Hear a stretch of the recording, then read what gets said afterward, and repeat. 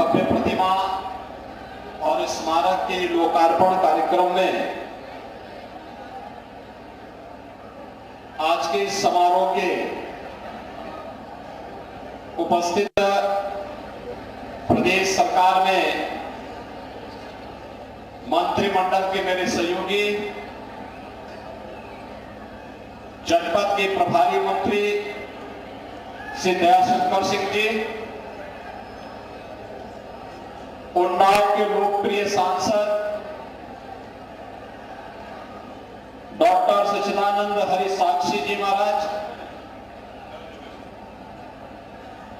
माननीय विधायकगण पंकज गुप्ता जी, बंबालाल दिवाकर जी, ब्रजेश रावत जी, श्रीकांत कटियार जी, अनिल सिंह जी, आशुतोष शुक्ला जी, आज के इस कार्यक्रम में उपस्थित जिला पंचायत अध्यक्ष श्रीमती सपुन सिंह जी, भारतीय जनता पार्टी की जिला की प्रभारी श्रीमती अर्चना मिश्रा जी, जिला अध्यक्ष अवधेश कटियार जी, लोकसभा के प्रभारी सौरभ मिश्रा जी, अध्यक्ष जिला सहकारी बैंक अरुण सिंह जी, भगवती रावत जी, और आज के इस कार्यक्रम में भारी संख्या में उपस्थित उन्नाव जनपद के हमारे सभी बहनों और भाइयों, भारत माता के अमर सपूत महान स्वतंत्रता संग्राम सेनानी की आज इस भव्य स्मारक और मूर्ति स्थापना के कार्यक्रम को यहां पर संपन्न किया है। इस अवसर पर मैं भारत माता के इस महान सपूत, जिन्होंने इसी गांव में जन्म लेकर के एक सामान्य किसान परिवार में जन्म लेकर के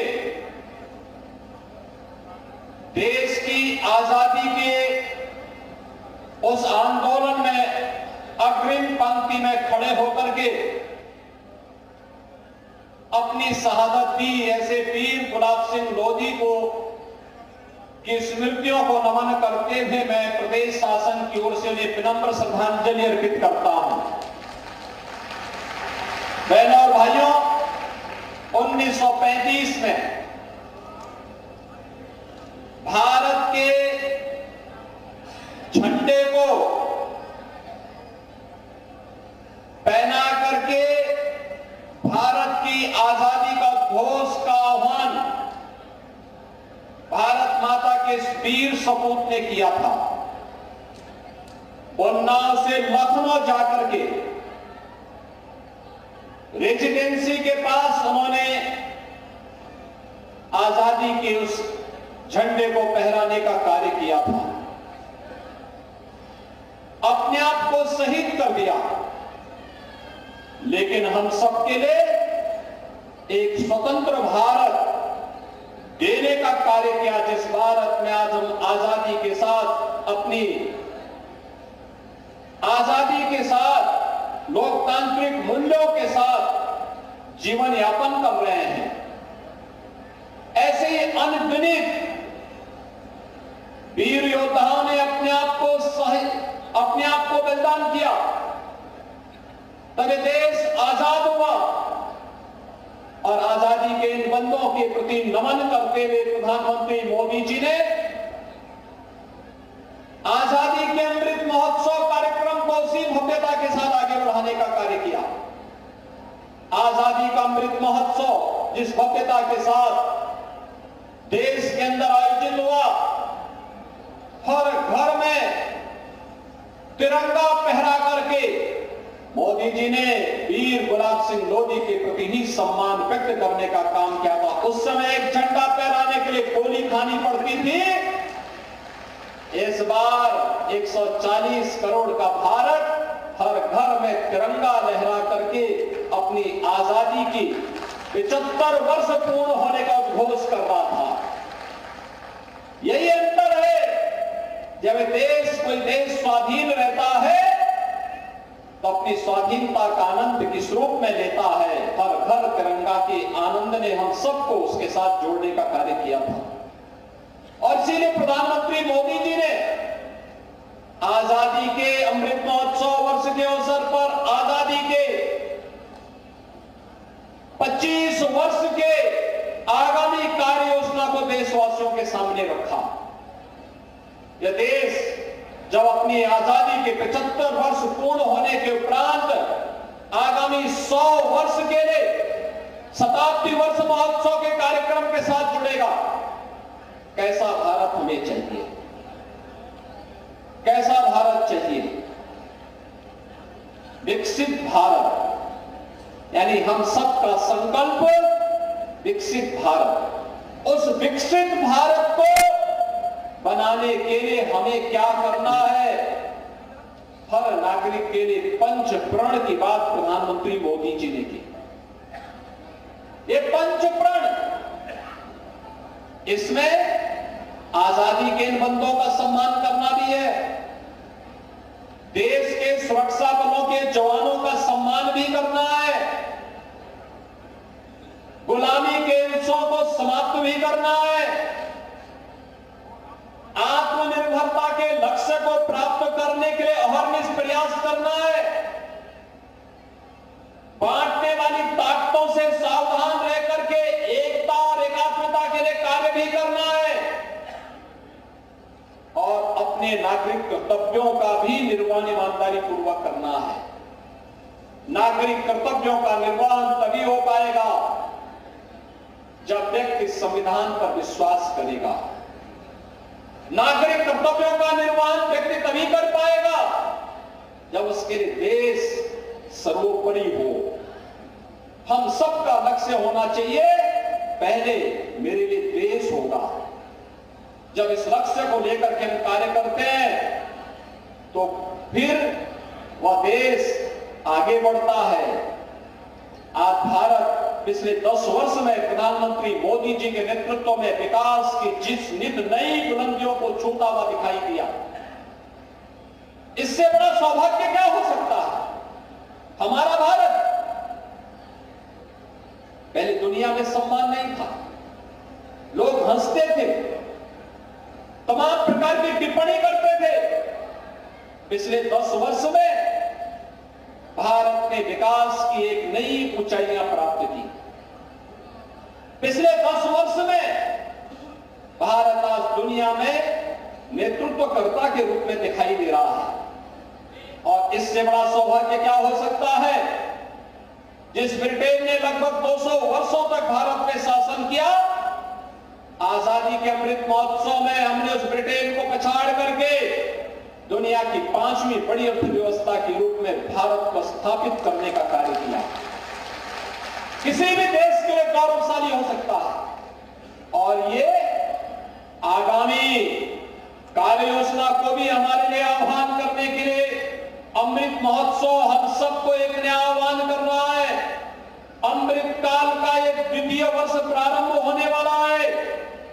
इन सभी वर्षों के अंदर हम सबको इस संकल्प के साथ आगे बढ़कर के काम करना है कि मोदी जी के नेतृत्व में भारत 5वीं बड़ी अर्थव्यवस्था बना, और मोदी जी के तीसरे कार्यकाल में भारत को दुनिया की तीसरी बड़ी अर्थव्यवस्था बना करके विकसित भारत का संघनाद भी हम सब भारतवासियों को करना है।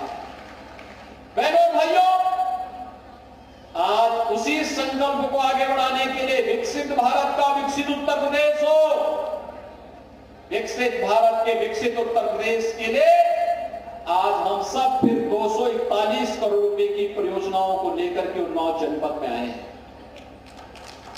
आप सोचिए, जब भी यहां पर हमारे सांसद जी, विधायकगण कार्यक्रम का आयोजन करते हैं, कुछ ना कुछ विकास के कार्यों का लोकार्पण और शिलान्यास होता है।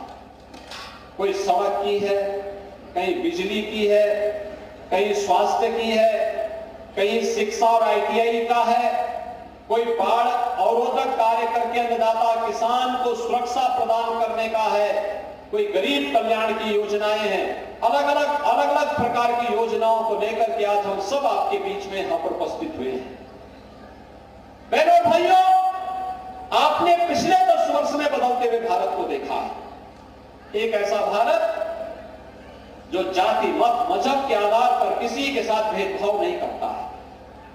आपने इस बदलते हुए भारत को देखा। आज ही मैं प्रातःकाल एक कार्यक्रम में लखनऊ में था और लखनऊ में उन्नाव के प्राइवेट इंडस्ट्रियल पार्क का हमने वहीं पे कार्यक्रम का शुभारंभ किया, उसका इंसेंटिव वितरित किया। यानी यहां पे भी उद्योग लगेंगे, उद्योग के लिए एक नए पार्क को विकसित करने के लिए एक कार्यक्रम की घोषणा हम लोगों ने वहां पर अभी लखनऊ में इससे पहले के कार्यक्रम में की और कार्यक्रम के बाद फिर मैं आपके पास यहां पर आया हूं। बहुत एमएसएमई उद्यमी वहां आए हुए थे।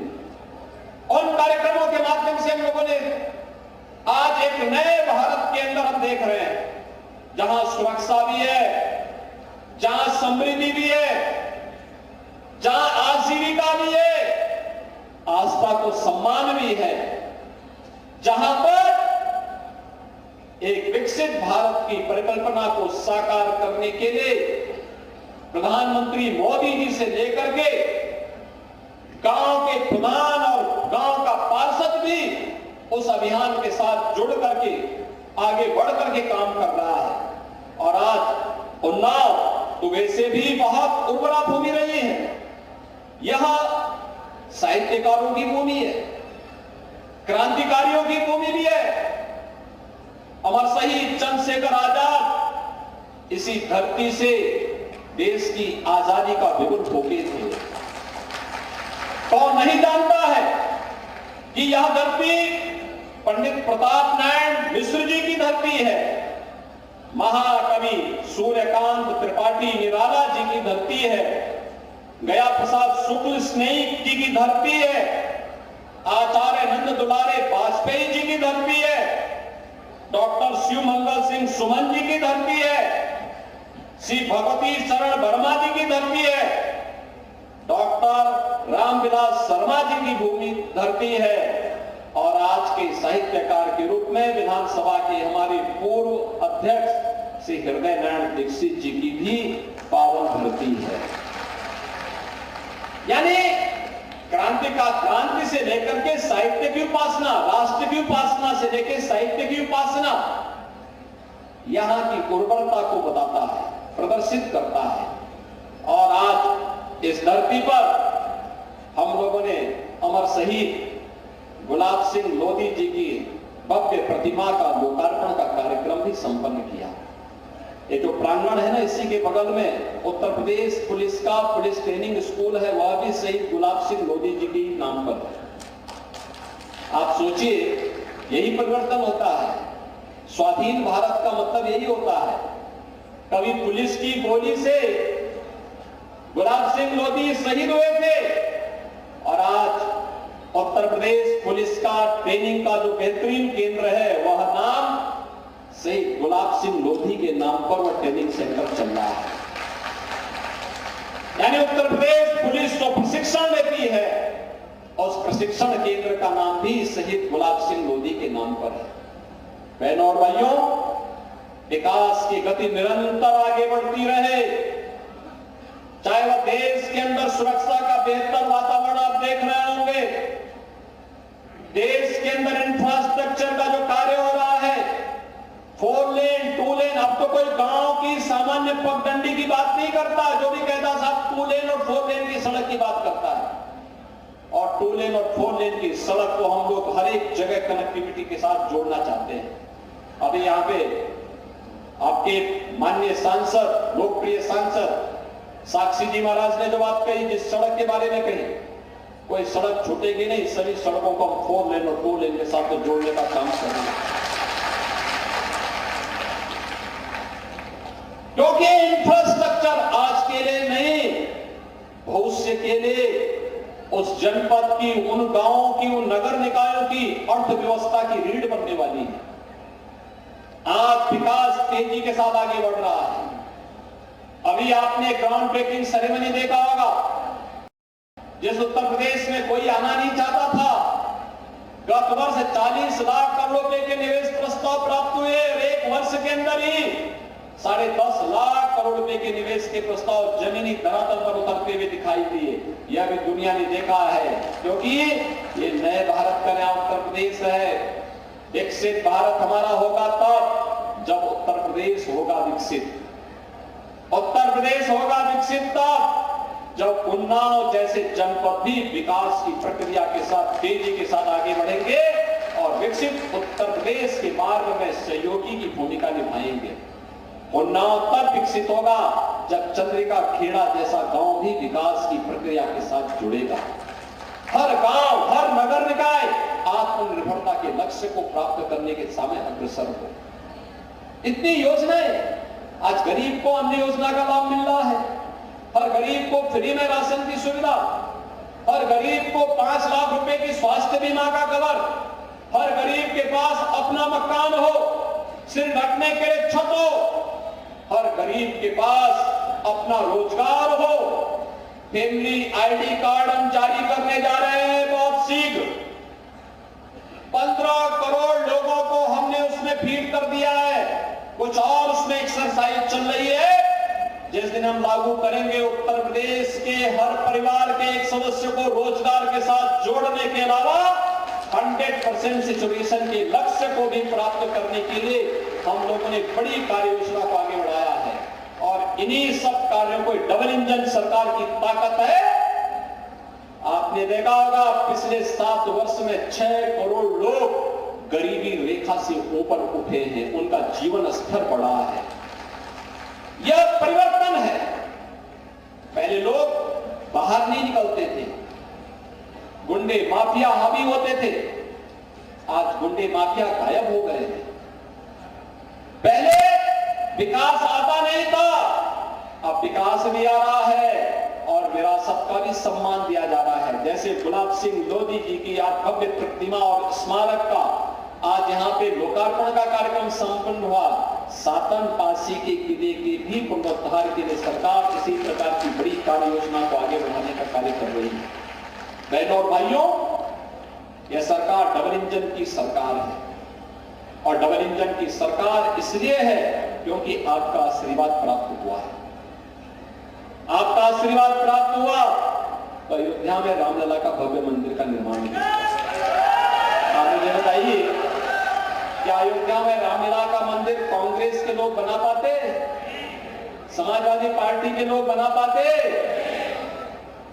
जब उनसे न गरीब को राशन में दे सकते हैं, न गरीब को मकान दे सकते हैं, न स्वास्थ्य की सुविधाएं दे सकते हैं और न राम मंदिर निर्माण करके आपकी आस्था को सम्मान कर सकते हैं, तो फिर अपना वोट खराब करके क्यों उन लोगों को अपने ऊपर बोझा के रूप में स्वीकार करते हैं?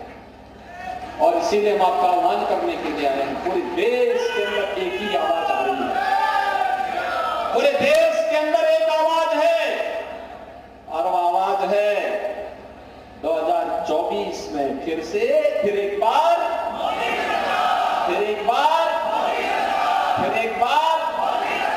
मोदी सरकार का पूरे देश के अंदर एक आवाज आ रही है। क्या आप सब सहमत हैं? सभी लोग सहमत हैं?